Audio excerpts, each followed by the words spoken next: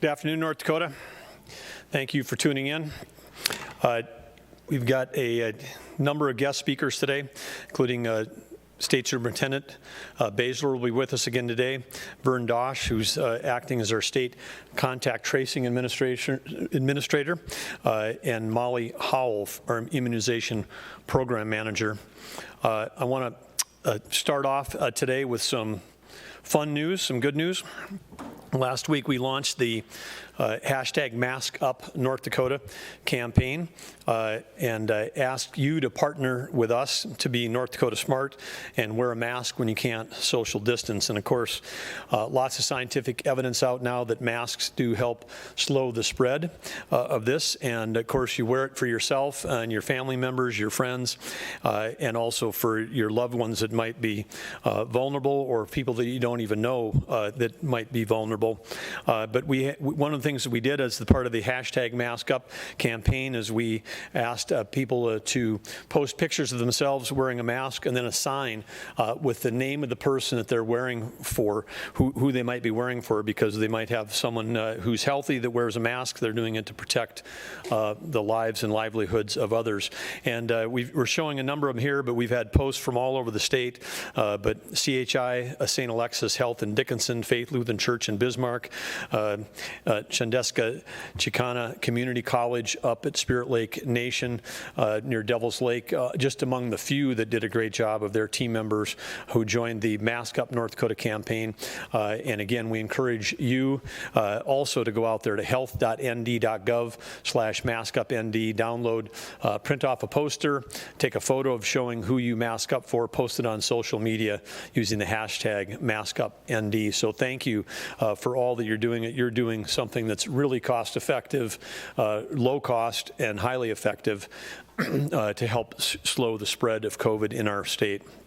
And timely that we led with that, because the numbers are not headed in the right direction right now in our state of North Dakota. So more important than ever that people be smart about remembering the North Dakota SMART guidelines, the simple ones like socially distancing, if you can't, wear a mask, etc. But let's just talk about the numbers and share what we're watching right now. We've got currently 1,209 active confirmed cases in North Dakota, and that's the highest level of active cases that we've been at in the pandemic. Over the past 7 days, and that would include through midnight last night in terms of reported tests, so the 7 days leading up through yesterday, August 18th, we had 1,003 cases over the last 7 days.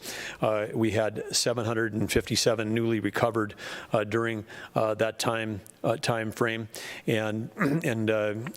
and we our positive rate for the last week, take the whole 7 days together, was 2.9%. We like being under 3. That's a good place to be. We got a lot of testing done in the last week, 34,000 plus tests done in the last week. That brings us to over 400,000 tests that have been completed since the beginning, and 182,000, more than 182,000 unique North Dakotans that have been tested. That's nearly 1 in 4 North Dakotans have been tested, and many have been tested more than once. When we take a look at the rolling statewide average and where we may have some concern, well, again, the statewide average there in white is below 3%. That's a good place to be relative to the rest of the nation, still among the lowest in the nation, below 3% for the statewide. The blue line is Cass County, which was above for the beginning months of the pandemic and is now below.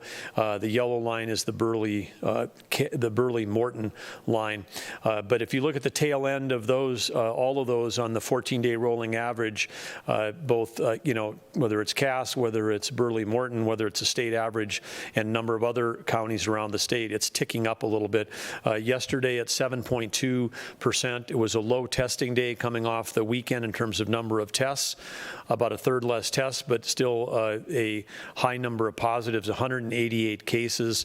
That's, I think, close to one of the highest number of case days we had, and it's the highest percentage day yesterday we had at 7.2. highest that we've had since back in April. And again, still digging into that, again, because it's a little bit of an aberration on here. There may be a bit of a reporting lag in there. But today's number, 3.9, also above our trend line of the 14-day trend line of 2.8% is the trend line for the last 14 days. So when we have days that are above that 14-day average, that's going to start bringing it up. So we like to have days that are below that. We want it to come down. And again, particularly Burley, Morton, the rolling average for Burley is 4.2% positive rate. Morton is 5.1%. And so again, we'll talk more about that in going forward, but that's again, area of concern right here in Burley, Morton. In terms of hospitalization, we stand in very good shape on hospitalization. This is one of the things that we keep a very close eye on. Currently, there are 49 people hospitalized, down from a peak earlier in the last few weeks, but these have remained relatively flat. And of course, as we've talked about a number of times, this is a statewide number that 49 are hospitalized with COVID, and we've got thousands of hospital beds in the state of North Dakota. So there is in some parts of our state high demand for hospitalization, but as reported, most of that is some of the pent-up demand for deferred surgeries or deferred seeking medical assistance related to things that might have been skipped back during March, April, or May. So there is some demand surge as people try to catch up on important medical procedures. But from a COVID standpoint, COVID is not the thing that is driving high hospital utilization in the state right now. Again, it represents only single digits of the hospital beds in the state being utilized.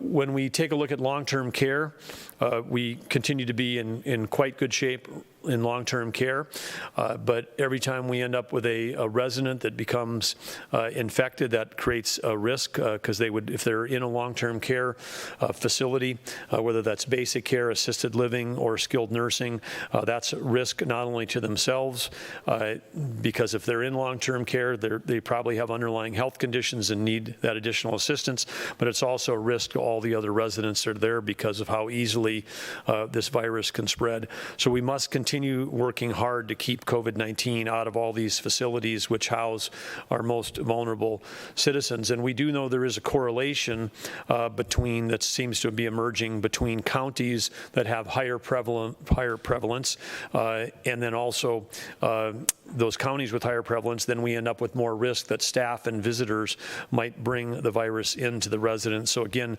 particularly if you're a staff individual or a visitor visiting a loved one in counties that have higher case numbers, exercise even more caution in these cases because of the potential of carrying infection in.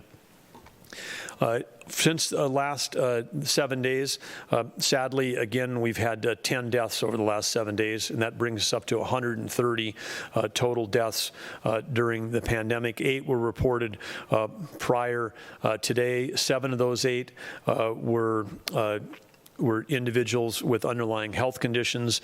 All of them were, except for one, all except for one was an individual that was over the age of 60, but some in the 70s, 80s, 90s, and even one gentleman from Grand Forks over 100.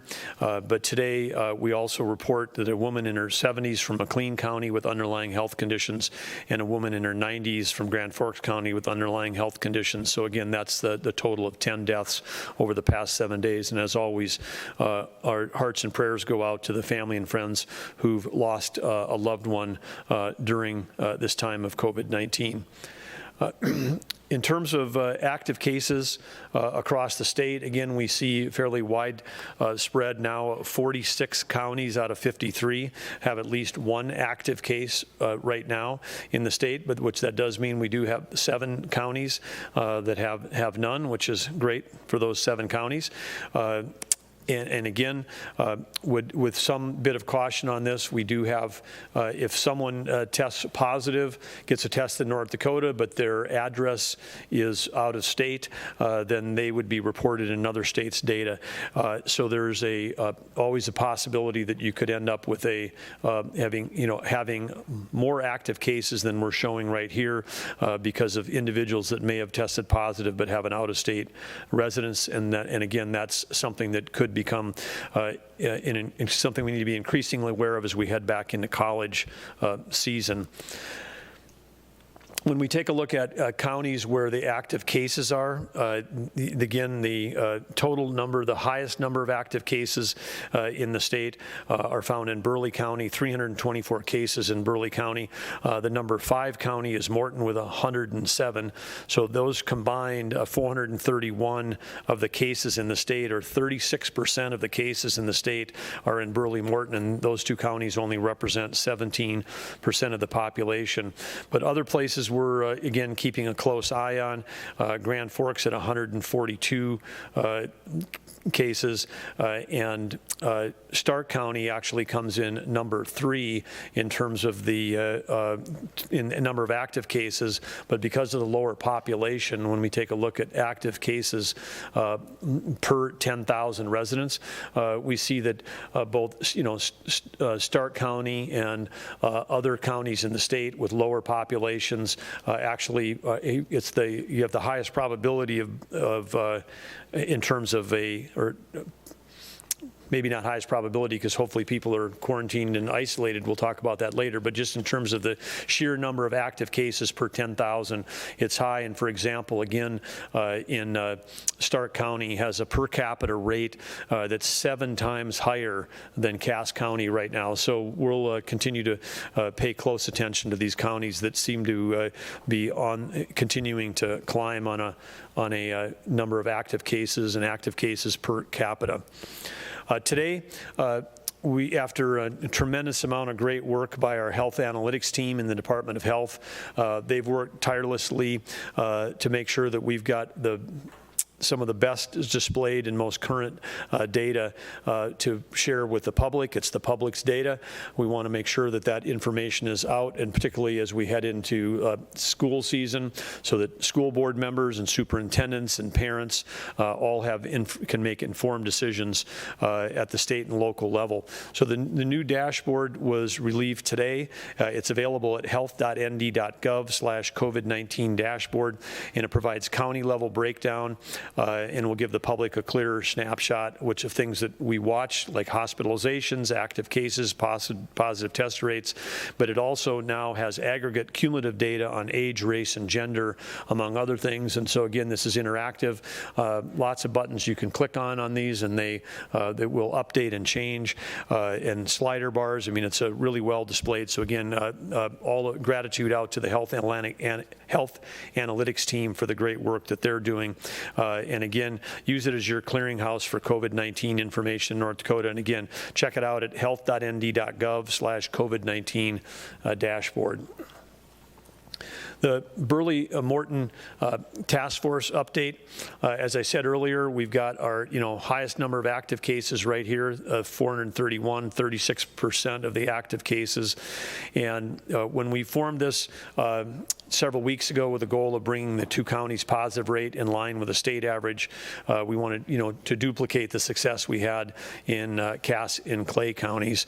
One of the ways that we were successful in doing that in Cass and Clay County was by increasing the availability of testing, particularly for those populations, those communities, and those neighborhoods that may not have had access to transportation, or maybe because they're working, can't get it done during the day, or because of financial reasons weren't able to get a paid test or lacked insurance. But our goal by next week is to have testing available every day of the week in the Bismarck, Mandan metro area, and And this week, the only day we're missing is Thursday, but we're working to add an additional testing site to fill in on that Thursday, again, serving this community. We want to thank the Bismarck Mandan Chamber, the EDC, and the Convention Visitors Bureau. They're also jumping in the fight and stepping up their communications about the importance of promoting COVID-19 etiquette and prevention measures. They're especially focusing on the bar and restaurant industry, and maybe in Burley-Morton they're focusing on the sandbar industry as well.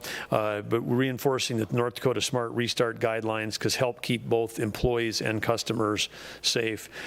Also, as we did in Cass County, the task force will continue to work on identifying distributed sheltering opportunities for those who might test positive for COVID-19, who may either be homeless or who are living in other congregate housing settings but don't have any options to go elsewhere. And so again, they're going to continue to work to identify options to help us slow the spread.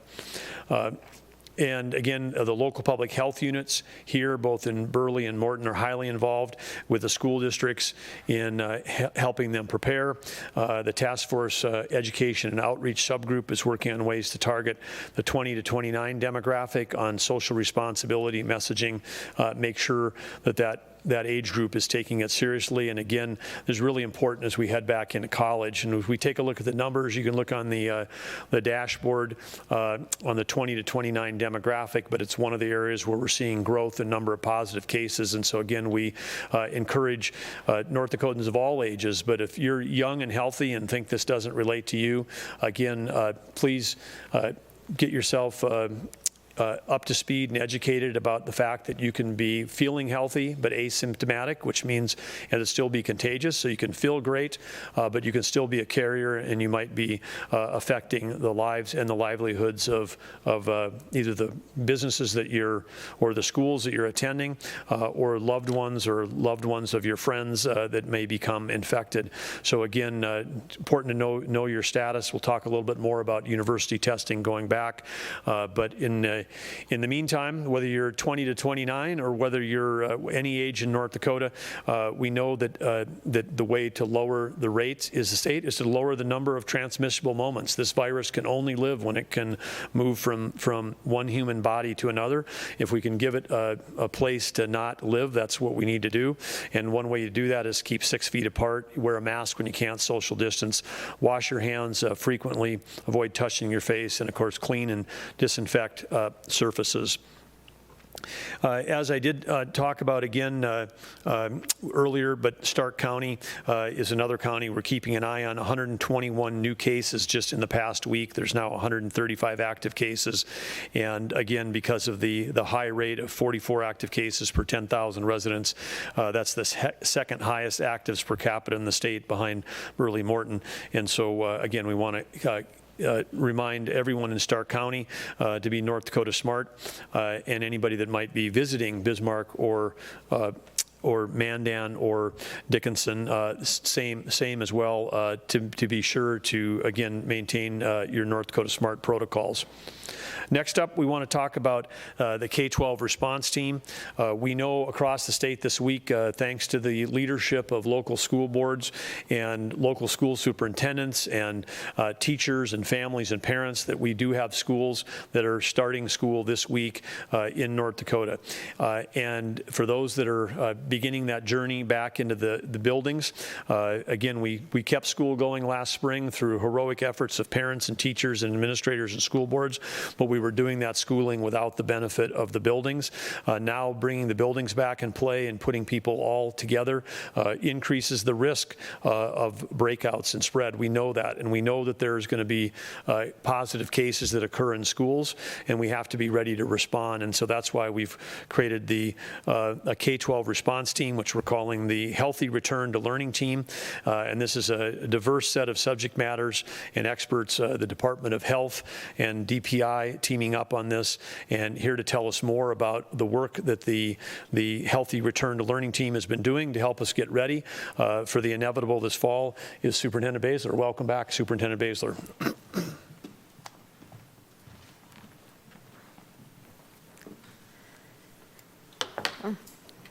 Thank you again, Governor Burgum.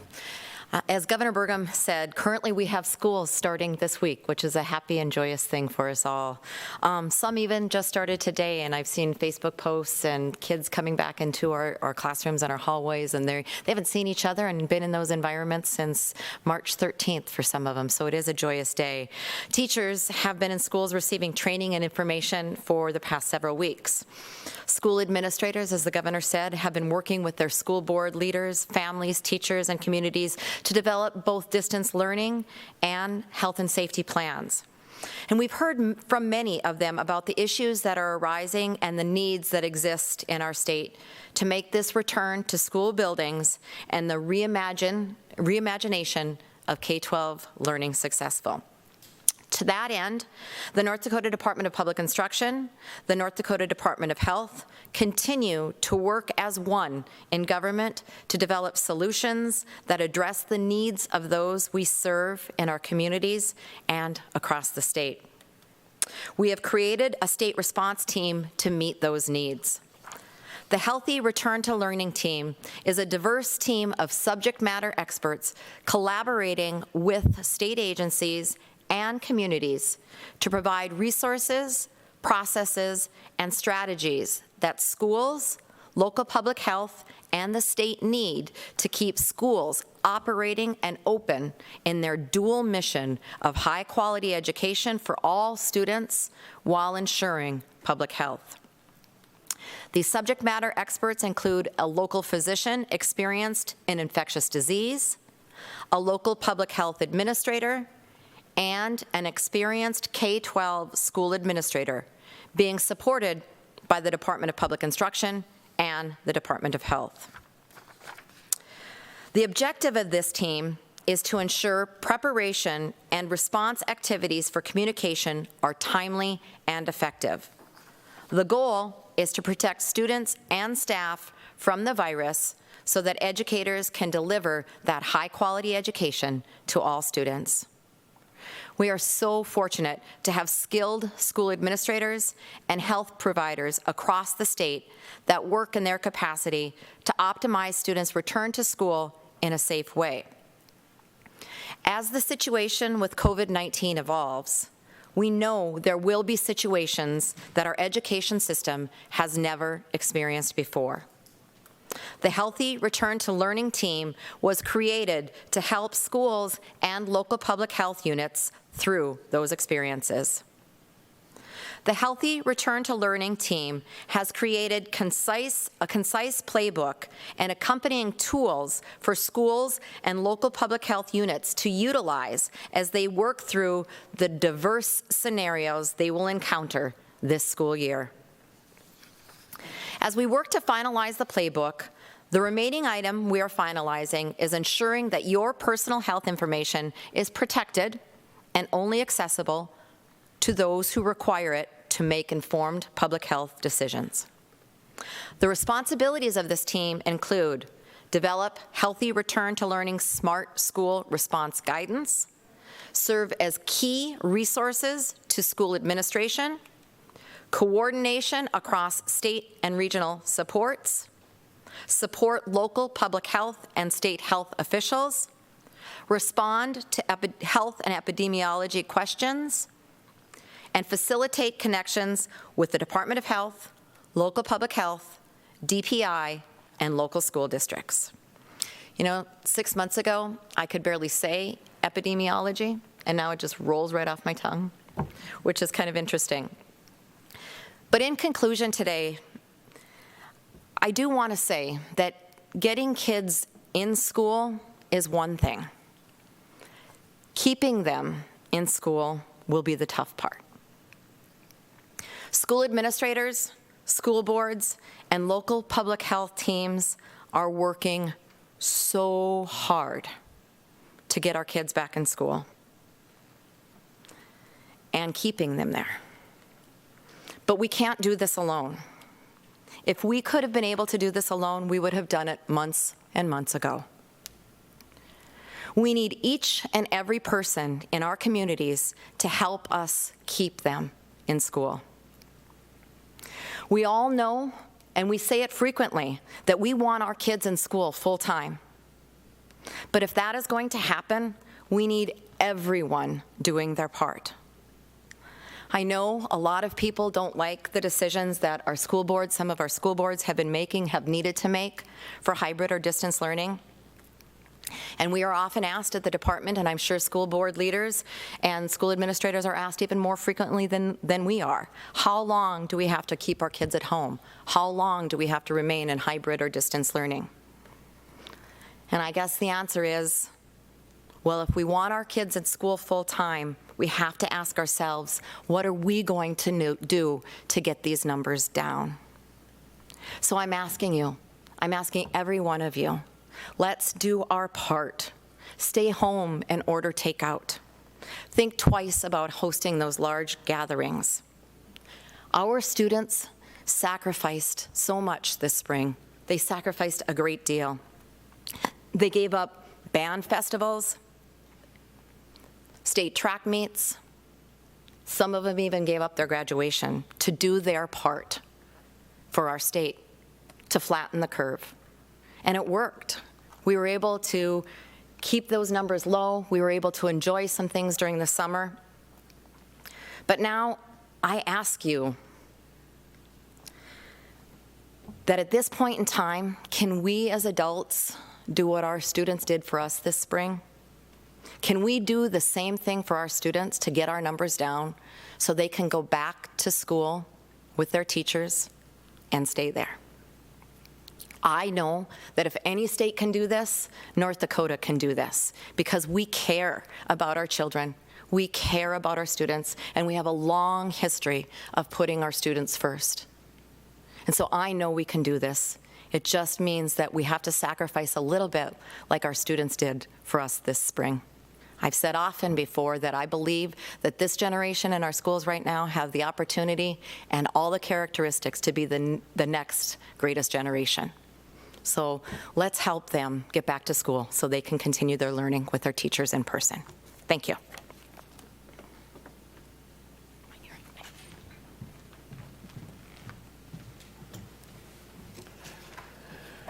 Thank you, Superintendent Baesler, and thank you for your leadership, and thanks to the Department of Health and everybody who's teaming up to work on the healthy return to learning team that's working on all this. And again, appreciate and support your appeal for all of us to do what we can to help our students get back in school and stay there, and also to protect all of those teachers that are doing a great job being with those students every day. Next up, we're going to talk about university testing. And as North Dakota students head back, not just to K-12, but college students are also around the state are packing their bags. Thousands of them this week will be voluntarily going to one of nearly 50 statewide sites to be tested. This is as we move towards reopening our colleges and universities this fall. The safety of the entire campus is a top priority, and testing plays a role in that. I think the universities know, and the students know, the faculty know that getting tested before you return to campus will not only help ensure you as students, but your friends, families, and teachers remain healthy as you start the year. So to find the test site nearest you, you go to www.ndus, North Dakota University System.edu/get-tested, and get tested approximately 5 days before your scheduled arrival to campus. You know when you're going to be heading off to campus. Back that up. Register in advance at testreg.nd.gov. And again, that's at the ndus.edu site to learn more. Site will be updated as more information is available, so check frequently for the scheduling event, a testing event scheduled near you. As you know, that one of the things that North Dakota led on early and continues to lead on, it has to do with using technology to help in the efforts on contact tracing and slowing the spread, saving lives and livelihoods. As we discussed earlier this year, the health department is involved in launching a new Care19 alert app. This is a new tool, an entirely new app designed to protect lives and livelihoods. And North Dakota is the first state in the nation to launch this app in the fight of COVID-19, and we're the first state to connect an exposure notification system with a national key server. This makes Care19 a vital resource in keeping schools and businesses open while maintaining personal privacy. This new app provides proactive alerts and notifications based on anonymous keys exchanged between smartphones as you perform your daily activities. And this COVID-19 alert uses the Bluetooth proximity technology that was jointly developed by Apple and Google. Exposure notification, there was a lot of press about that back in May. And again, this technology and this API as application programming interface can help reduce the burden on public health staff by unlocking the ability to quickly scale their efforts. Through close collaboration with developers, governments, and public health providers, we would plan to harness the power of technology using a privacy protective design. And before we bring up, or as a way of bringing up Vern Dosch, who's going to be coming up here to the podium to speak. And again, I want to thank Vern for his work. As people know across the state, Vern Dosch, one of the top tech CEOs in our state, built an amazing company and has voluntarily come out of retirement to work to help us throughout this pandemic. We're super grateful for Vern to being here. He's been at the podium before. And as a way of introduction, we're going to kick off with a brief video from Apple and Google that shows how this technology is going to be deployed, not just in the United States, not just in North Dakota, but literally around the world to help get the phones in the fight, if you will, to help us at a global level slow the spread of this virus. So here's the video, and then following that, Vern Dosch.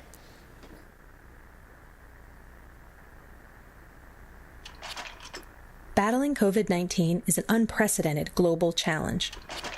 To get communities around the world back up and running as quickly and safely as possible, public health authorities are building smartphone apps to help with contact tracing.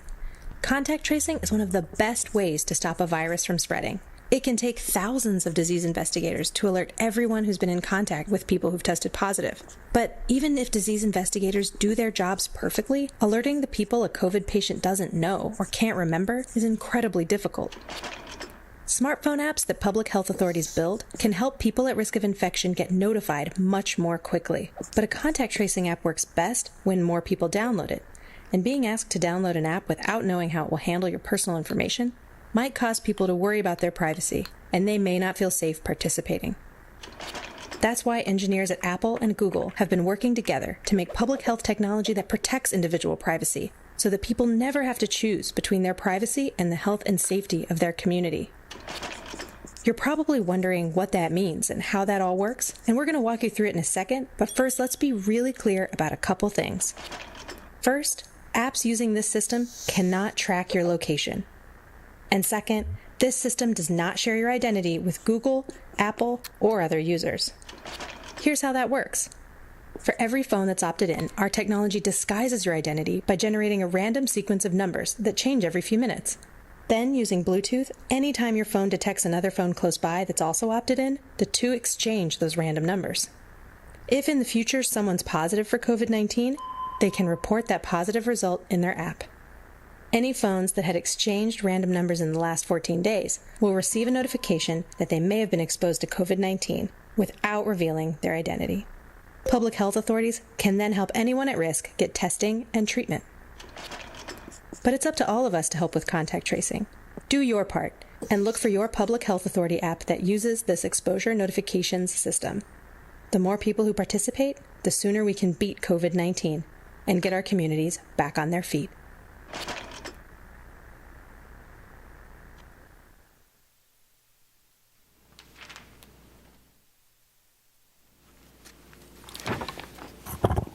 Thank you, Governor Burgum, for the opportunity to talk about this exciting piece of technology. It was back in April when I first visited with you about the first iteration of the COVID-19 app, and that was COVID-19 Diary.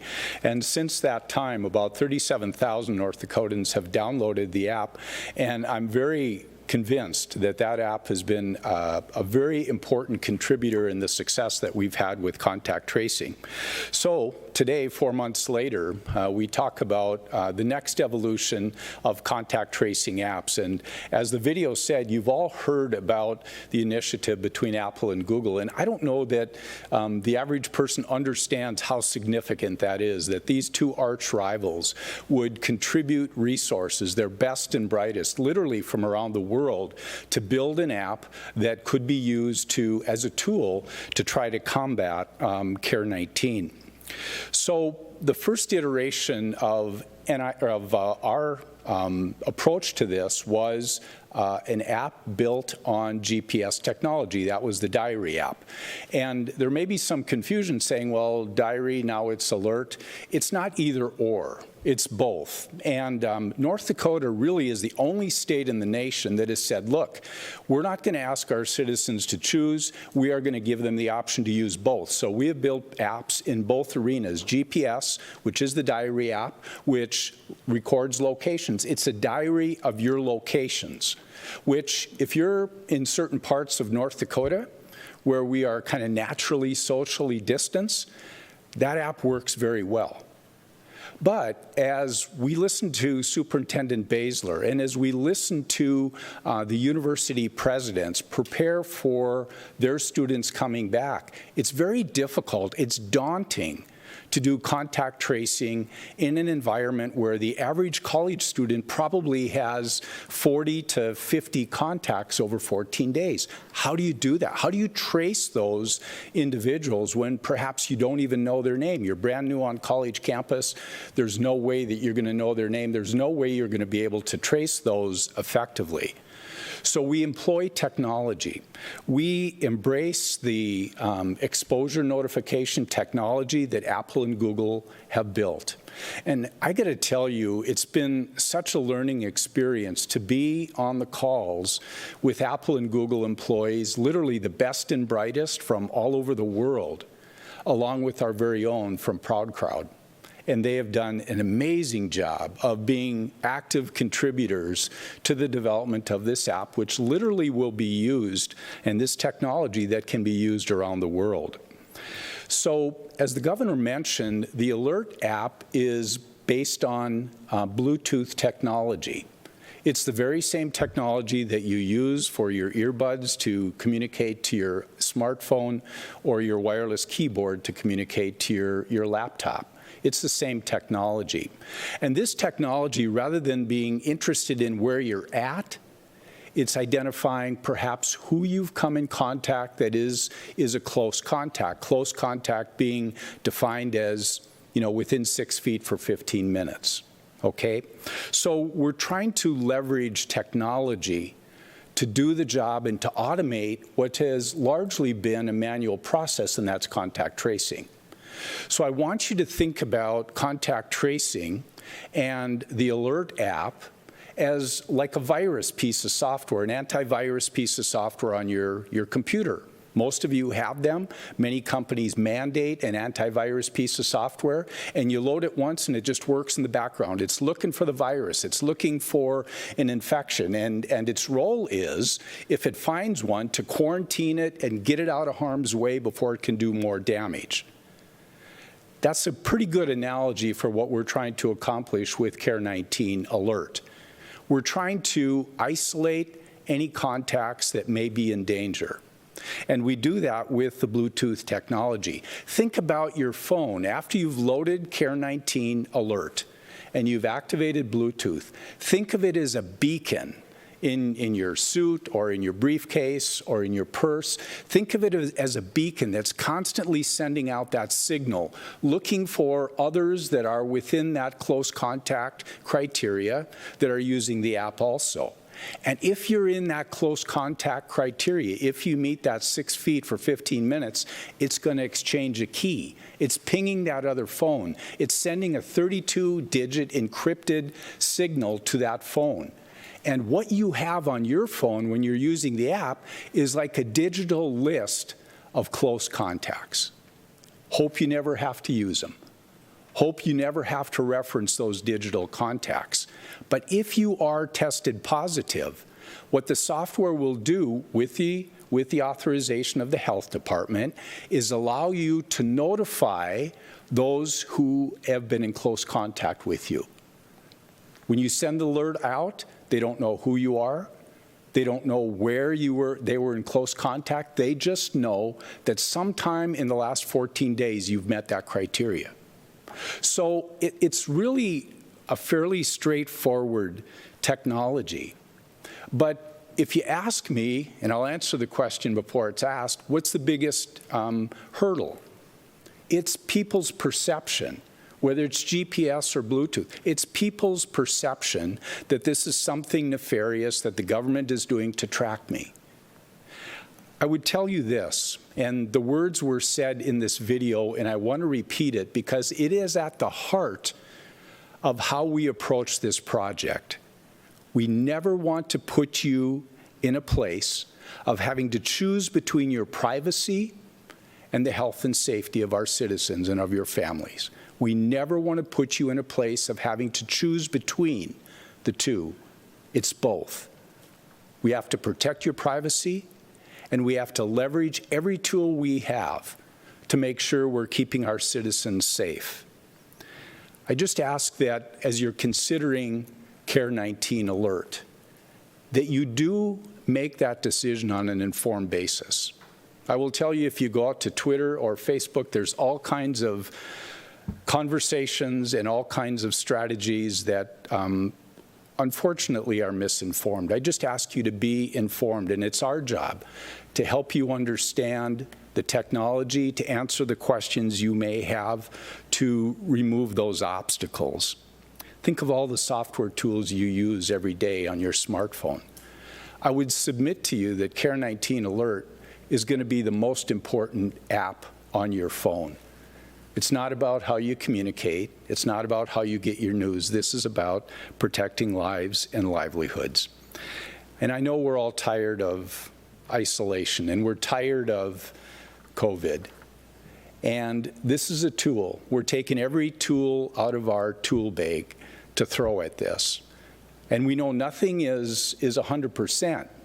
Contact tracing, testing, social distancing, wearing a mask, downloading COVID-19 Diary, downloading COVID-19 Alert. None of those things are guaranteed 100% to protect you.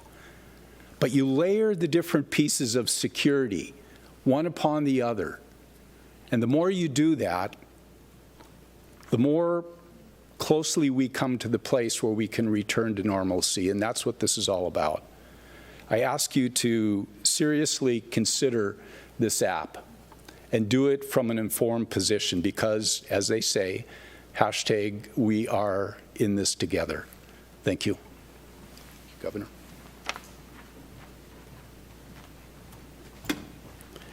Thank you, Vern. And as Vern said, we're in the world of and, not the world of or. This is an opportunity to have your data on both these apps protected, but still participate in helping to slow the spread. And I would say on a give-get basis, you don't really have to give anything. These apps are free. So there's nothing you have to give. You don't give up your own personal data. You don't give up any financial cost. It doesn't burden your phone bill, but if you do that, what you get is you get a chance to help save the lives of others, and so this seems like an easy trade-off. And again, if you're a college student heading back to college, I would absolutely make sure that you've got these apps on your phone. And if you've got a loved one who's vulnerable, or if you're someone who's listening to this and you're vulnerable, I would make sure that you download these apps as well, because these are tools that will help save you if you get exposed to COVID at some point in time. So thank you again, Vern, and thanks to the team at Proud Crowd and for working with Apple and Google and helping North Dakota be a leader in using this technology, which will be spread around the world. The key notification that we talked about in here is the National Key Server. Apple and Google are going to authorize only one application per state, and those have to be approved by the state health department. So that's gone through the cycle here. So again, thanks to our own North Dakota Health Department for their role in this as well. The next up that we're going to talk about is isolation and quarantine reminder. And we've talked a lot about testing, tracing, and isolation.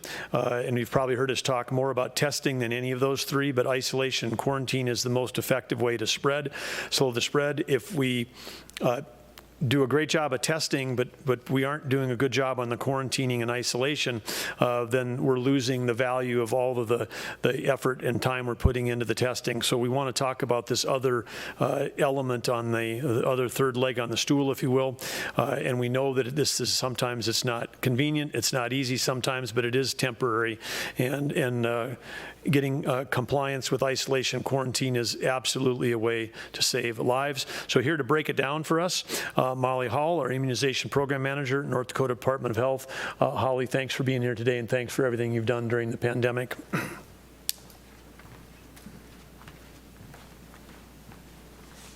Thank you, Governor Burgum. So today I am going to be discussing isolation and quarantine. There's been a lot of confusion out there about what the difference is. If I'm a household contact, is it different than I'm a workplace contact, things like that. So I just wanted to clarify a few things for the public. And it's especially important with school and university starting because we don't want close contacts going to school and potentially spreading COVID if they go on to develop COVID to others. And so just to start off, I'm going to start off with people who have tested positive for COVID-19, which as an epidemiologist, we also call them cases, if you hear that term. People who test positive for COVID-19 need to stay home for 10 days from when their symptoms first start. And so the day that their symptoms start is day 0, and then you count out 10 days after that. And that's how long people who are positive need to stay home. And they need to stay home, which we call isolation. So they need to isolate themselves from others. Now, they shouldn't be going to work, they shouldn't be going to school, not going to public gatherings, anything like that. Now, there may be other people in the household with them. You know, we can't always avoid that. As much as possible in the household, we want people to try and, you know, not share the same bedroom, if possible, not share the same bathroom, and try and keep a 6-foot distance away from the person in the household who's positive. For people who don't have symptoms, not everybody who has COVID-19 has symptoms. We do have people who are asymptomatic. Those individuals need to isolate themselves for 10 days from the date of their collection. And so collection date of the test or of the specimen when you go in to be tested is day 0, and then you count out 10 days after that. And that's how long asymptomatic people need to stay home. Some people, when they're first tested, are asymptomatic and then go on to develop symptoms. Those people, then their 10 days starts when their symptoms develop. So for cases, isolation is 10 days. Now I'm going to go on to close contacts. And so as Vern mentioned, a close contact is someone who is within 6 feet for a total of 15 minutes. And so if you've been identified as a close contact to someone who's tested positive for COVID, you need to remain home for 2 weeks or 14 days. And so day 0 is the date of the last time you were exposed to the person who is positive. And then you count out 14 days after that. Close contacts need to stay home or quarantine. So contacts quarantine. They need to stay out of public places. They shouldn't be going to school or work or social gatherings or anything like that. Being a close contact does not mean you are going to for sure get COVID-19, but you are at a higher likelihood of getting COVID-19. We are also recommending that close contacts be tested for COVID, and we recommend they're tested about a week after they're last exposed to COVID. Even if you test negative while you're in quarantine, you have to complete your 14-day quarantine. We've had a lot of people think, oh, I tested negative, you know, I'm on day 9, I can go back to school, I can go back to work. No, you have to stay home because it can take up to 14 days to develop COVID-19. And then if you're a close contact, but no one else that you live with was identified as a close contact, those individuals don't have to stay home. They're contacts to contacts. So it's just the close contacts to cases that have to stay home in quarantine. And so now I want to talk about household contacts to cases a little bit because there are some slight differences there. And so because you're in a household with someone who tested positive for COVID-19, you're continuously exposed to them while they're still contagious and could spread the virus. And so you need to stay home during that case's 10-day isolation period, but then you have to also add the 14-day quarantine period for yourself to that, because it could be, you know, you're continuously exposed for 10 days, and then it could take up to 14 days to develop COVID. So it is possible, if you're a household contact, a contact tracer may tell you that you have to stay home for up to 24 days. And so I just want to mention that, as said before, isolation and quarantine are one of the many tools to reduce the spread of COVID-19. And I know it's frustrating and it's not fun when you probably get a call from a case investigator or a contact tracer. But this is what we have to do to slow the spread of COVID-19, and we really appreciate everyone's help in this. And if we all participate, and it's just a short, I mean, I know 14 days, 24 days seems like a really long period of time, but in the whole scheme of things, it's not that long of a period of time. And so if people can just really comply when you get that phone call from the health department, we can really reduce the spread of COVID in the state. Thank you.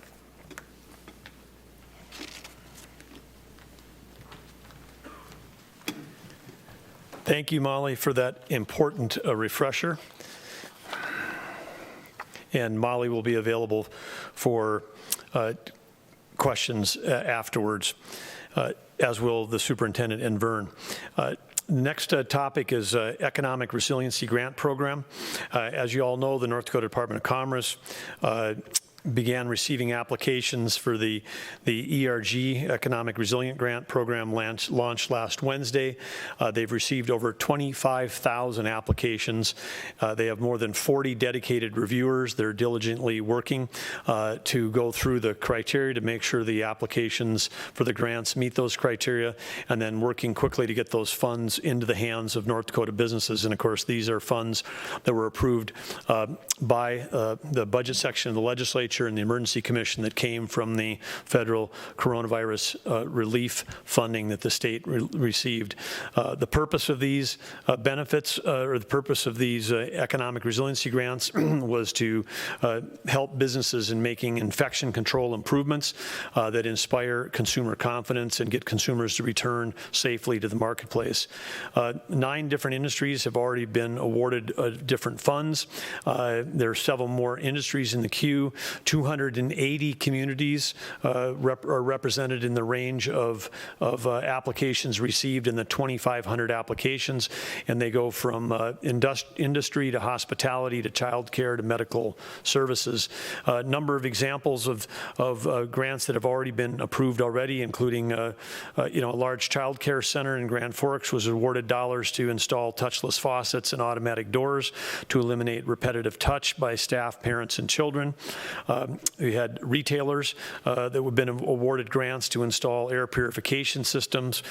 We've got fitness centers that have got a new cool technology that have disinfecting fans, ceiling fans, and then hotels with spray disinfecting, handheld, and backpack sprayers to help them quickly disinfect their facilities between customer turnover.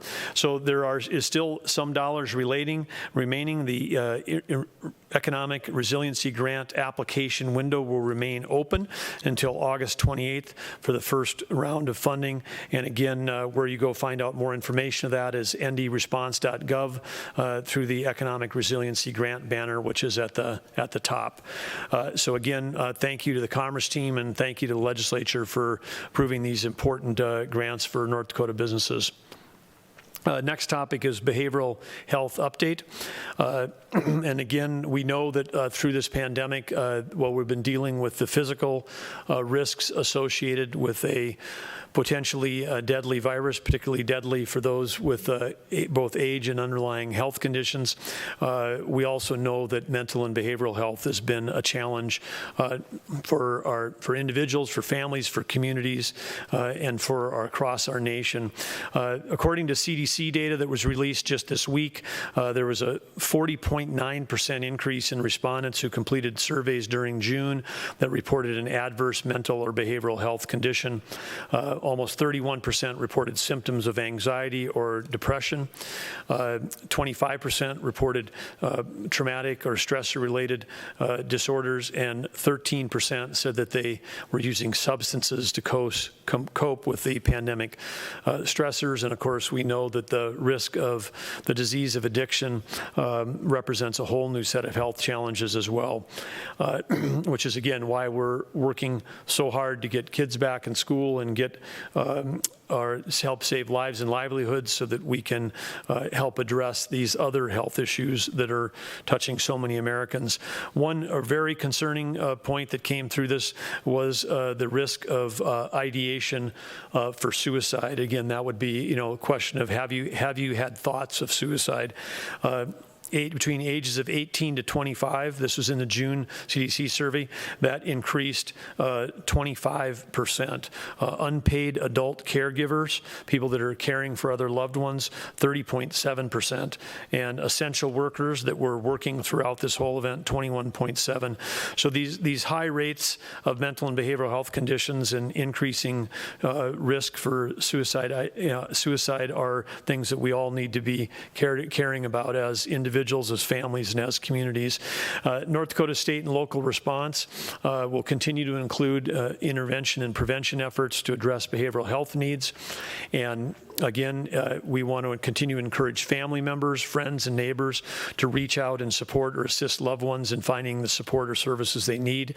If there's someone that you know, a loved one or a friend or a family member that you think is exhibiting symptoms of anxiety or depression or other stresses that may be compiling during this time, you yourself can call to 701-223-1510 or go to projectrenew.nd.gov to learn how you can access support services for your loved ones, or you can encourage them to call directly. But again, for more resources on what to say to those people that you may be concerned about or how to support those, go to behavioralhealth.nd.gov. Next up is gratitude. And as we've often said during our section on gratitude, we've talked about the National Guard in North Dakota. The National Guard's done incredible work. For most of the pandemic, we've had more than 300 soldiers that have been called up, performing a variety of duties. When we were putting in an application this week to the federal government for 100% reimbursement versus the current 75%, we were describing to the White House about how the Guardsmen have been involved in all of the work that we're doing to keep our Department of Health testing lab going around the clock, all the work that they've been doing on the remote testing locations, all the work that they've been doing on transporting samples. And I think way over 50% of the tests that have been done, which is now I think over 360,000 tests, that over 50% of those have been touched at one point or another by someone from the Guard. So while there's a lot of people to thank in the Guard, there's one that I particularly want to call out who's been a real standout, and as part of that gratitude, it's bittersweet that today I'm accepting the expected resignation of Dr. Andrew Stahl as our interim health officer. I want to thank Dr. Stahl for his work, incredible work. As a member of North Dakota National Guard COVID-19 Task Force since March, he's been providing strategic medical analysis for our COVID-19 response efforts, and then he stepped up to fill the vacant position on June 1, and throughout the last 3 months he has worked tirelessly, literally some days working 24 hours a day. As he told me when he took this step into the interim role in June, that his intent was to return to his previous clinical practice, and he has informed me yesterday that he'll be doing that, and his last day with the health department will be August 31st. But we're deeply grateful for Dr. Stahl's dedication and service to the state during this incredibly challenging time. And under his leadership, the North Dakota Department of Health during the last 3 months has continued to lead the way in protecting public health, partnering with state, local, and federal and tribal agencies to save lives. And again, Dr. Stahl, again, through the National Guard, we're so fortunate. The timing of this, he's been a member of the North Dakota National Guard, and he was called up here, but he was also had received an offer to join private practice here in Bismarck. His wife is also a pediatrician, and she's moving to Bismarck. They've got a 20-month-old child and another one on the way, and so we're grateful that the Stahl family and their growing family is going to become full-time North Dakota residents here in Bismarck, working for Sanford. And so congratulations to Sanford on a great hire, and congratulations to Dr. Stahl, and thank you. I do want to also say again that this is probably the most challenging position in state government right now, is the public health officer. And again, finding individuals that are willing to make the sacrifice. All people in state government make the sacrifice, but when you're someone who's got a medical license and practice and a young family, and you've maybe taking a pay cut of 50% or more to come and get involved in this with all the challenges, it's really incredible. So when we talk about our National Guard in North Dakota and how great they are and how they're always ready and always there, Dr. Stahl exemplifies that to the max, because when we asked him to step up, he did. He made a tremendous sacrifice financially and also in terms of time away from his family over the last 3 months, and so we're deeply grateful for the great work that he's done. A search is underway right now for a replacement for the interim health officer, and a permanent position will be posted soon. With that, I want to say again, thanks to all of you for tuning in. We'll be back here Wednesday at 3:30, and until then, make sure that you continue to be North Dakota smart. Thank you. Who's going with Jack first? Why is the statewide hospitalization number considered public information, but the citywide hospitalization number is considered a protected disease control record? And I guess I just point out that you've said this is the public's data, and last month you discussed hospitalizations on the county level, even down the numbers of ICU beds. Well, I think as we're all continue to learn more about the intersection of both state and federal guidelines around public health information, there is both a numerator and a denominator, and so the more identifiers that you release around personal health information, one example might be age, might be gender, might be the condition that they're diagnosed under, not just COVID, but any other condition. The more specificity you have on that individual, the more you are at risk of people being able to identify that individual. And if you have large groups of data, large denominators, then you could release more personal identifiers without people being able to understand that. For example, we've used in the past is Florida, where they have got large numbers of cases, where you get to a place where you've got hundreds of thousands of cases, like in New York, or Florida, California, and hundreds of thousands and growing rapidly. If you give out a zip code, and that one zip code may be a small area, but it's got the same number of actives or same number of cumulatives that we have as a whole state, then you're not really giving out with a bigger denominator, you're not allowing someone to potentially reveal their personal information. But we know that here in North Dakota, for example, when we looked at the zip code information, which we were aspiring to potentially release, we know that in some zip codes there might have only been one case, and so if you release it by zip code, and you say, and we've already said here's a person's age and gender, now we say their zip code, it might be pretty easy to identify them. So we have got the both the benefit of being a small state has a lot of benefits, but in terms of releasing information, sometimes literally our denominator is too small in terms of doing this. So we're working every day, working on it right now to try to figure out where we can protect people's personal information, but give enough information for public information, and particularly as we get back into the school situation, we're going to have a lot of questions that will arise about information, below the county level, because we've got some counties that might have, one building and one high school, and we've got other counties that might have 30 or 40 or 50 buildings, and so for a superintendent to only get information at the county level, that might not be very helpful for them. In a very rural county, it might not only be operationally effective for the school district, but it might be releasing personal information. So we're going to have to just keep working through this. We had another meeting on it today to try to strike that balance.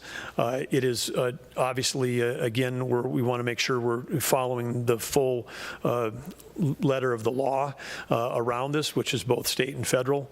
But we also need to make sure that during this time of emergency that we're getting information to leaders so that they can act on the best for all of public health safety. So, follow-up to that, do people have direct interest in how many people are hospitalized in their local area, what the capacity is at? Yes, they do have a direct interest, and so there is a public. You can make an argument that there is public, just like people will make the same argument. As parents, they'll say, "Don't we deserve to know how many people and what ages and what classrooms were people that tested positive at a university or a K-12 school?" I mean, those questions are all coming at us quickly, and that's why we're trying to work through and navigate all of the various laws and risks associated with that. And this is non-trivial, and it's non-trivial particularly for people that are in health professions that have medical licenses and are in a position where they want to, and that medical license which they've worked and they've earned, and that's their personal livelihood, being involved in inadvertently or inappropriately relating personal health information can come with some pretty high federal penalties. And so we have to, the people that we're asking on our public health team to work on this, and the people that we're asking across all of the hospital organizations, we have to make sure that we're being very thoughtful about not putting any individuals at risk. At the same time, we're trying to serve the public good. Both the individuals that have their own personal health information, the people that are making the decision about can we or can we not legally release it, and balancing that with the public's need to know. So it's happening in all 50 states. It's happening around the country, but this is a crux of one of the difficult, challenging decisions that we're dealing with every day here in state government. Jeremy, and then Jacob, and then Dave. We'll go right around the horn. Governor, I'm wondering if before Dr. Stahl offered his resignation, he had expressed any favor for mandating masks, and if that was an issue or I guess a point of contention between your administration and his thinking. It was never a point of contention between Dr. Stahl and myself. The state health officer,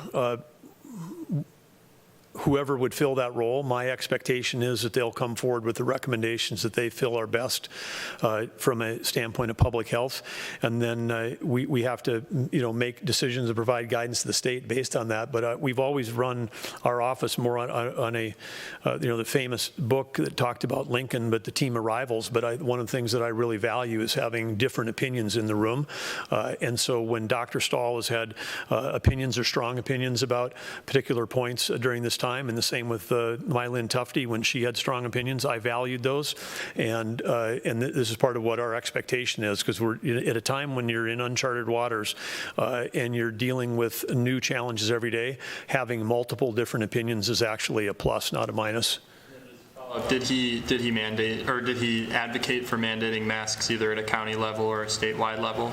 That hasn't been part of the discussion. We've had some good discussions, including again today about whether or not, the sort of the guidance that we're giving, which is again not law, but the guidance about are we, are counties like Burley, Morton, should they be yellow or should they be green? We've moved the dial closer to the yellow. It still sits in well, we didn't show it today. In my mind, it sits closer to yellow. The trend line's going the wrong way, but those are the kind of good, I say with how to say tongue in cheek, but good healthy discussions that we had about the guidance that we should provide as a state. But overall, of course, there's a lot of things that we're in complete agreement on, which is the great heroic efforts of on the testing front, and the fact that overall as a state our numbers are better than just about every other state. So we're in a good position to be debating some finer points. Jacob? Sorry, but it seems kind of unlikely that the two of you didn't discuss a mask mandate at any point in the 3-month span that he was in office or in his position. How does that happen? How do you not discuss that kind of thing with your interim state health officer? Well, it didn't happen, so I can't explain necessarily, but I think maybe it's because Dr. Stahl, we've been working with him since March, so he's been here since the very beginning of the pandemic. I mean, he's one of the first people that called up. He was part of the Unified Command, and I think he understood that we were on a strong effort here in our state to have a light touch of government, and so.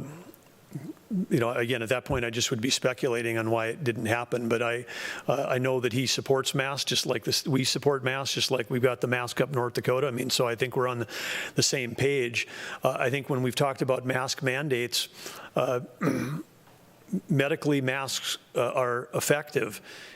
Mandates may not be effective. A mandate is, the minute I would stand up here and announce a mandate, the hands would leap into the room, and the next question would be, how are you going to enforce it? And we're not in North Dakota. We're not going to walk around and be fining people like some other states have tried. I think you know how ineffective that has been. And so I think we're trying to find the balance between education, personal responsibility, and doing things that practically can be implemented, as opposed to things that, again, how many times have you guys have all heard me say it's about what individuals do, it's not about what government says, and mandates would fall into the government says, bucket. Dave? Just to follow up on one more thing, you said that Dr. Stahl is leaving officially August 31st. It is your intent to have an interim in place September 1? It'd be great if we could. As Dr. Stahl and I talked about today, filling this position is tough. We were pleased to have someone like himself make the personal sacrifice, the financial sacrifice, the family sacrifice to step in this role.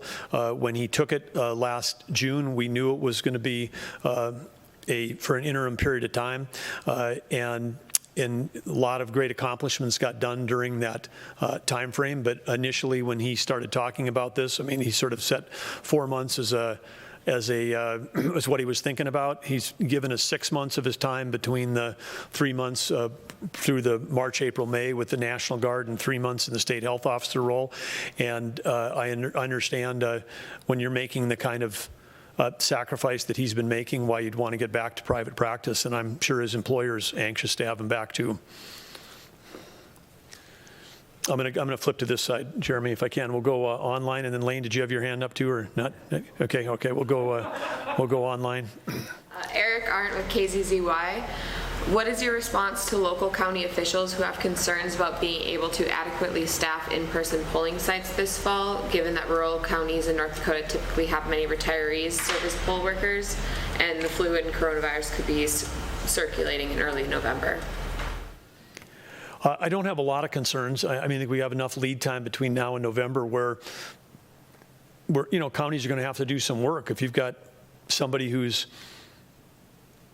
75 years old with underlying health conditions probably might not be the best choice for them to, sit at a poll all day. So, maybe a good time for civic engagement, get some people that might have not done it before, get some training for them, get some younger people involved, younger healthy people.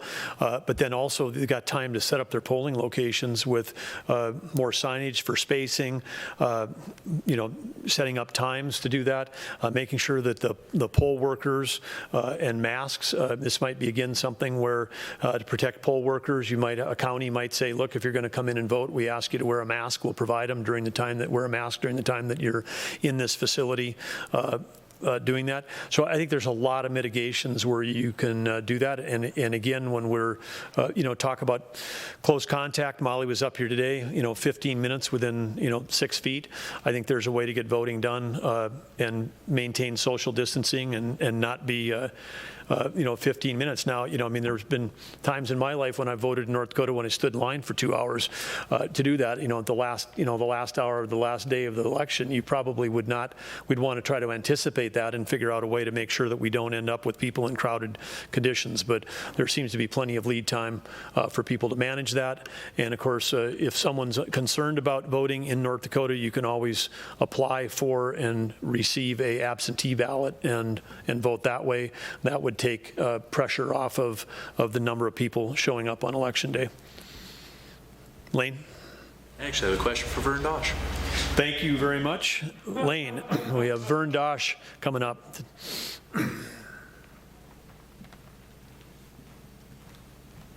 Yes. So I've seen a lot on social media lately, people posting photos and videos specifically related to iPhones already having a COVID-19 locator. I do not have an iPhone, so I don't know exactly how that works. But what's the difference between that and these Care-19 apps? It's a good question. And the work that Apple and Google did, really, it was not developing an app. In North Dakota, Proud Crowd developed the app. Apple and Google developed changes to the operating system that they refer to as exposure notification. So if you have one of the most recent versions of those operating systems, and on iOS, if you go to System, Security, Health, you're going to see a indicator. It's a slide bar like it is for every other, whether it's Bluetooth or location, whatever, and you have to opt in. It's loaded in the operating system as being off. It's disabled. You have to opt in order to load that app. So it is there as part of the operating system, but you have the option to activate it or not. So they're basically the same thing, it's just Apple's already put that in as part of their operating system? Yeah, and Google has put it in the Android operating system also. So they have an API, which is just an interface. It's the way the operating system talks to the app. And so Proud Crowd in the Alert app that they developed accesses that integration point and accesses the exposure notification functionality. Yes. Jean Shemp, Hometown Radio Group in Minot. There are cases in the Minot area, or there were reported cases in the Minot area where positive patients haven't heard from contact tracers as many as 4 or 5 days after testing positive. And that, because of that, those that have had close contact with them haven't been contacted either. Is that the typical timeline for contact tracing in North Dakota, or what might be at issue there? I'll be honest and say that has been a bit of a challenge, but we've been working very hard. I credit NDIT, the Department of Health, with how they have been, as they say, building that plane as it's been flying. Typically, the notification of a positive case happens very quickly. As soon as it's rendered at the lab, Department of Health nurse will call and inform that individual that they are positive. We are just finishing a piece of automation that allow us to take, with the approval of the person being tested, they have to give a consent to be able to deliver their negative results in an automated fashion, either by email or text. And that piece is just being brought up as we speak. So the stated goal, I won't say that there haven't been some delays, because there have. The stated goal that we are working for, that the governor's office has established for NDIT and the Department of Health, is 48 hours from the time of swab to the result rendering. Is the notification of a positive the same as contact with your contact tracer? The notification of the positive would generally come from the Department of Health nurse and would be followed up then by a contact tracer case manager. Thank you. Vern, I've got a follow-up question. So I think it relates back to Lane's thing. When Lane was asking about the apps that he's seeing on apps, we want to be clear, there's the Apple, Google technology, they're giving out one key per state. So there's only one app from North Dakota that will have this technology. There'll only be one from other states. They have to be approved by the Department of Health. Other countries may have apps around the world that use the Google Apple technology, but if the apps that you're seeing that are out there now that say they're a contact tracing app, unless they're among the first few that have been announced, because was it Wyoming, North Dakota? In Vermont, there's only 3 states that have apps. North Dakota was first last week. I think Wyoming and Vermont were on Monday. So right now there should be only 3 apps available in the U.S. that use the new Apple Google technology, as described accurately by Vern, in terms of you got to go do the slider bar and turn it on. But they didn't have a key. Yes, Virginia was first, but they didn't do the national key server. It's just within Virginia. Okay, so, all right, so first to use the national key server, North Dakota, but Virginia also has their own app out. Okay, back to other questions. Back to Jeremy. You had mentioned that there were some discussions about that yellow rate versus the green rate maybe for Burleigh County. Was Dr. Stahl advocating for moving that that risk level up to yellow in Burleigh County or some of the hot spots in the state? I would say that there's been a good, healthy debate about this, and I would say that there's there have been members, including Dr. Stahl, who've advocated for that we had reasons for some parts of the state to be yellow. But that had nothing to do with his resignation at this. Again, this is something he told us when he started, that he was going to be going back to private practice. We're pleased that he stayed 3 months. We would have been happy to have him stay longer, but understand everything that he's got going on, that this is a good time to do that, and we're going to have to scramble. Because again, very tough to fill, and again, I think what we, I think this highlights during normal times. There's a lot of roles in state government that require someone with trying to find someone with a medical degree, and optimally it would be a medical, be a doctor and have a master's in public health. That'd be the optimum thing. What we pay for that job right now is again, I think it's be very tough to fill, and it'd be we're again grateful that Dr. Stahl filled it for the time that he did. Jacob? When Dr. Stahl took the position, was it expected that he would only be on the job for only 3 months? Yes, we talked about that at the beginning. It'd be 3 to 4 months. If I may then, you said you'll have to be scrambling. If you expected this to be happening, if this is within that time period, what's the scramble? Well, maybe I'm always an optimist. I mean, maybe I thought we could get him to stay longer, but give us a little more time to do that. But also the other, back in June, our numbers were dropping, nicely during that time frame, and I think there was, some optimism that that maybe there would be less demand for people with these kinds of qualifications. But I think the other thing that we're finding is that, as we try to fill this role in North Dakota, we're competing with all kinds of organizations and private sector businesses and state health departments, everybody that would want to have the kind of expertise that would, combine medical degree with public health background. There's just the most amount of demand increase in probably any profession in the country is people that can do these jobs, and we're not paying enough. here at the state of North Dakota to be really competitive. So again, finding another person that would be willing to make kind of sacrifices, that's what the challenges we're up against right now, unless we can find other funding sources. Jeremy? And just back to that risk level, why not heed Dr. Stahl's assessment of it and his recommendation, and why keep it green?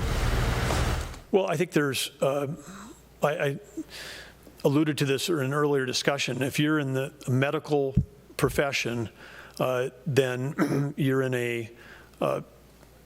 in the state health officer role, you make medical recommendations based, strictly on that. I think we've said all along to everybody that we're going to make decisions that are trying to balance the risk in North Dakota, and we're not asking state health officers to take on economic risk, financial risk, legal risk, political risk.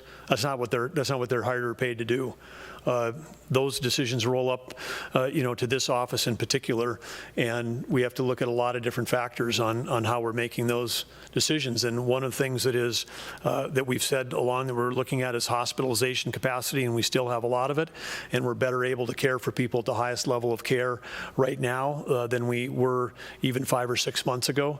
And so that's why I remain cautious, but confident that at the level we're at right now is appropriate. But as I said it right at the first outset today, that I thought the numbers were headed potentially in the wrong direction, and it's something that we would have to consider and are willing to consider, that we would, on a county-by-county basis, move some people back to the other level. So we're prepared to do that if we think it's necessary. Dave? This is for Kirsten Baesler. Thank you, Dave. Superintendent Baesler.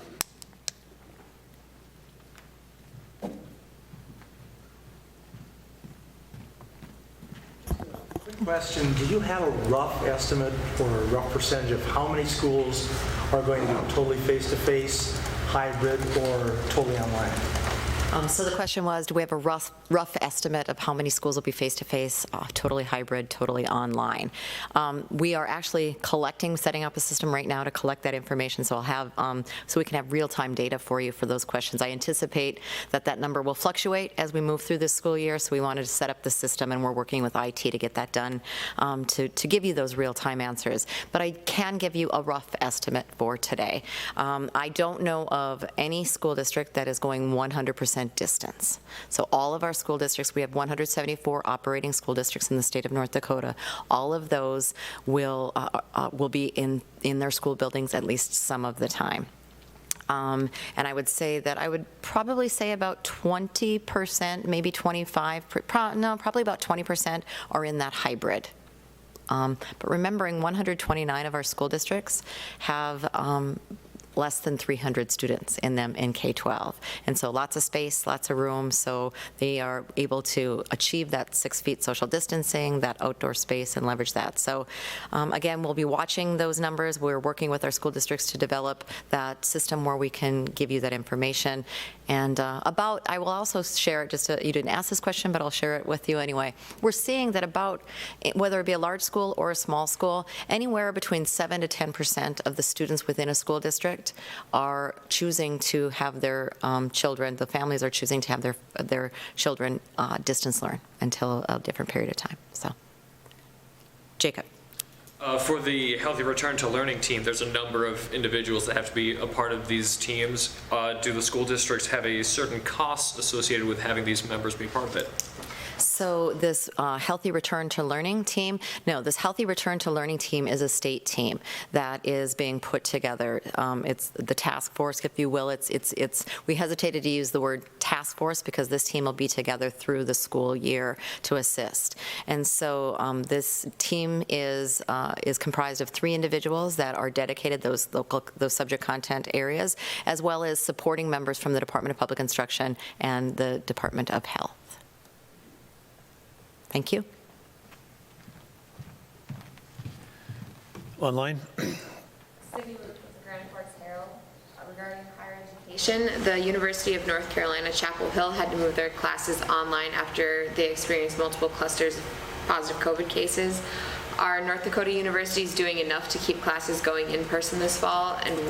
And in what ways are North Dakota universities differentiating themselves from other schools across the country? Well, number of questions in there, but I would just start with the premise that the the higher education Smart Restart Task Force went into the idea that they're going to deliver all classes initially, on premise, with the understanding that if, one individual, tested positive or was a close contact and couldn't come to class, that they'd be able to attend class remotely. And this is, again, part of the almost, I think, over $40 million that went into higher education through one of the grants we made through the Coronavirus Relief Fund, was to try to equip classrooms so that they could be able to be dual in this hybrid model, delivering distance learning and on-premise learning at the same time. That will allow any school, if they end up having a breakout in a classroom or a breakout of cases in a classroom or a building, to be able to transition to distance learning. And so I think that, the intention is to start out with on-premise. And I say again, but there is, all of our 11 universities today provide online coursework. So they were last year and they are this year in the hybrid model because of the increasing number of people that were taking online college courses. But we're more equipped and better prepared than ever before to be able to deliver all content through a hybrid model if needed.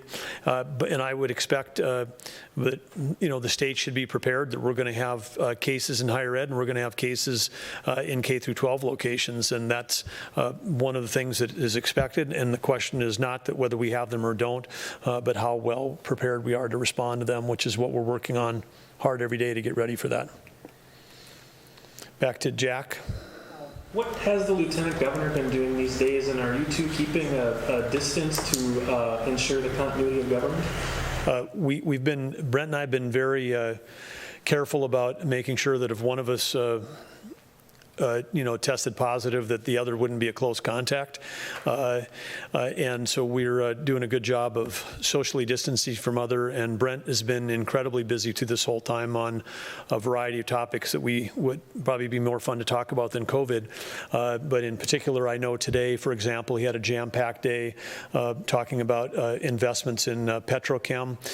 Could be some exciting announcements coming soon about some of the things that we've been working on with ethane, with the private sector and ethane capture in the state. He's been deeply involved in all of the work related to Coal Creek. I think, as a matter of fact, today he talked to 4 CEOs today around Coal Creek, because again, very important that we maintain that base load in the state. He's leading the Empower Commission, which of course deals with all of the above energy strategy. In state law, there is an ability for, if the governor is unable to or chooses not to attend a state water commission meeting, that the lieutenant governor can chair that. And so Brent's chaired the last 3 meetings of the state water commission. Of course, we've got a lot of challenges there because the Water Resources Trust Fund is coming in way below. I think we were hoping for $420-some million. We got $180 million in there. So the last 3 meetings have been basically about saying no to the projects that might be shovel ready but are not part of legislative intent. So balancing all that, and of course he also chairs the State Investment Board, which has continued to meet through all this time, and there's a variety of other things. But I'm in regular phone contact with Brent, and Brent participates either by video or by phone in meetings every day. We just have been doing it distance. And our office is a small but mighty 16 people, and since the beginning 8 of those have been working remotely and 8 have been working in the office, and Brent's one of those that's been working primarily remotely during that time, although he was in here today. I did wave at him, but we kept our distance. Yeah, that was my next question. When was the last time you physically saw each other? 4 hours ago. So, but I made sure I was we were distant. I was waving from across his office. Online. Mike Smith, KEYZ Willis, 660 KEYZ in Williston, and you've touched on this a little already. Do you feel North Dakota still belongs in the green level? And with schools opening in the next couple weeks, do you think moving to yellow in the first few weeks of school could rattle educators trying to acclimate to their district's plan? Well, obviously the first part of that is yes, because we're still in the green level because we think we're in the right spot. But as you've sort of with the the shading. We've got the dial more towards yellow than we do towards blue. And again, one of the things that we'll be thinking about in the the days and weeks ahead is again how to make sure, not just with K-12, but with other things, because I did mention, again, we're going to dig in some more in the data about any correlation between higher prevalence in a county and the increasing case counts that we may have seen in both in long-term care, both in that may be coming from staff that are in the community. And so we know that I think as Superintendent Baesler made a very strong and articulate appeal, which is that we asked our students to make a huge sacrifice last spring by giving up their spring sports, their spring palms, their graduations, et cetera. And if what it takes for us as adults is to socially distance and wear a mask, if we can save lives and help get kids back into school where they're going to have better health care, better nutrition, and better education, then that seems like something we should all do. But if we've got places where we've got higher prevalence, not just in absolute cases, but in higher prevalence in terms of the cases per 10,000, that might send a signal to that community that everybody needs to pull together to make sure we're ready for getting back into school. But again, this doesn't all have to come from the state level. We've got local leaders at the county and the city level that, if all the information's out there on the dashboard, local communications, local school boards, local groups, whatever that are emerging around the state to make sure, because this is going to be it's a community, it's a state-led, but it's a local execution is what it comes down to, local public health and local school districts. And we want to make sure that everybody is working as hard as they can in their own communities to make sure that kids can get back to school safe and we can protect those that are most vulnerable.